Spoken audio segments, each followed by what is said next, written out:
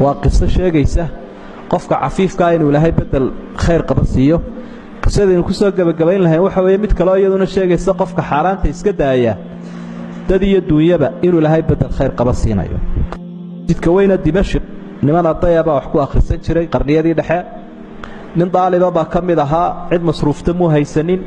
aad buu u gaajooday maalin maalmaha ka mida waynu soo gaagaabinaynaa gaajadii aad bay u qabatay cid uu la hadlana waa waayey wuu iska xishooday naftii markii dambe waxay ku qaaday war waxaad gaadhay uu isqanciyo wuxuu waxaad gaadhay heerkii oo dadka xoolahooda uu xalaasha ku ahaa dee bal aqalkan kugu xiga in yaruun ka soo qaado oo aad cunto oo aad ku gaajo beesho hadhow baad u magdhabi doontaaye masaajkii buu dusha ka fulayoo guryihii ku xigay mid ka mida buu ku yaro dhaadhacay madbakh hilib ka soo kankamayo ayuu galay hilib udgoon hilibkuna dee qofka saruuralaysan wuu u soo uraa madbakhii buu galay markaad digaagad karaysa oo halkan bislaanaysa ayuu in ka goostay intaa markuu afka geliyey buu naxayo wuxuu hi maanta ayaa adigoo ardaya oo daalibulcilmiya oo diin ilaahay baranaya oo masaajid ka soo baxay baad xaaraan cadtuugtay wuu iska tufo masaajidkiibuu ku noqday masaajidkii ayuu ku laabtay halkiisiibuu iska fadhiistay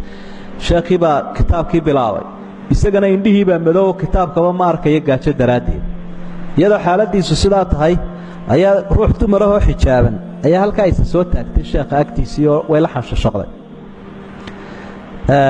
markii dambu ay gabadhii dhinacaa uga dhaqaaqday ayaa isagiibu la hadlaa wuxu uhi hebelow kaalay gabadhani warkaasa ii sheegtay gabadhu maxay u socotaa waxay leedahay aabbahay waa adeerkay waa ka halkaa fadhiya ninkaygii waa dhintay gurigan jaarkiinna abaanu muddaba ku jirnay muddaba nin baan u baahnaa gurigu waa camiran yahay wax qofka looga baahan yahay ma jiro dee nini guursadaan rabaa nini guursada ayaan doonaya war bal ka warran buu hi adigu wax ma isla haysaayoo gabadhaa carmashaadi'i waaye maynaga asturaysaa ee jaarkeenna ahee dee maanta waxayna soo mooday markii hore wuu yaro warwareego wuu iska xishoodayoo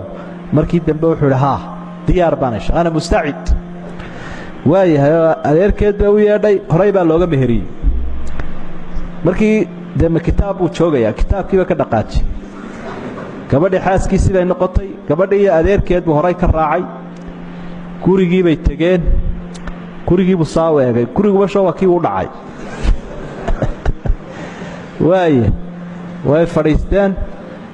dherigiibay ka soo riday dherigii muxuu noqday kii uu digaagadda intii ka goostay